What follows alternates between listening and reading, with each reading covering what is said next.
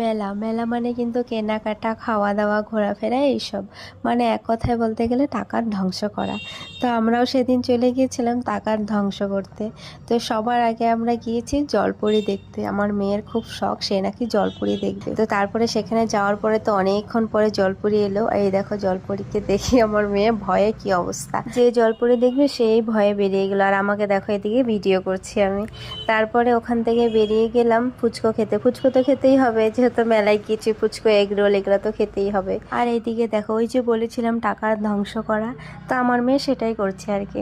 আর আমার মেয়ে শুধু না, এদিকে আমরা উঠে পড়লাম ব্রেক ডান্সে। ব্রেক ডান্সে ওঠার ভিডিওটা আমি আর শেয়ার করলাম না, কেন ওই দাঁত আমি আর দেখাতে চাই না। আর এদিকে দেখো আমি এগ রোল খেয়ে নিচ্ছি, কারণ আমার মেয়ে আর শাশুড়ি মা উঠেছিল ট্রেনে। তারপরে ও চলে এলো, চলে আসার পরে ওর এখন বায়না সে নাকি জাম্পিংয়ে উঠবে। তো ম্যাডামকে এমনি এমনিতে উঠাবো না, আমি বললাম চল আগে পাপার সাথে ফটো তুলবি, তারপরে তোকে জাম্পিংয়ে উঠাবো। তো এই দেখো সে কথা অনুযায়ী আমি ফটো তোলার পরে আমি ওকে জাম্পিংয়ে উঠিয়ে দিলাম ওর আটার সাথে। ওর আটা মানে ওর কাকু, ওর কাকুকেও আটা বলে। ওখান থেকে বেরিয়ে আমরা চলে গেলাম কিছু খেতে। তো এখানে চিকেনের আইটেম দেখে একটু চিকেনের আইটেম খেয়ে নিলাম। খাওয়া দাওয়া খেলাধুলা শেষ, এখন আমরা গেলাম কেনাকাটা করতে। এদিকে এসে দেখি কি সুন্দর একজন মা কালী সেজে দাঁড়িয়ে আছে। আর দেখো এত সুন্দর সুন্দর বাসন, এগুলো সব 100 টাকা করে। তা আমার চোখে এটা পড়লো, আমি এটা নিয়েছি। কেন কি আমি অল্প করে যখন চা বানাই তখন আমার একটা ছোট বাসনের খুব দরকার পড়ে।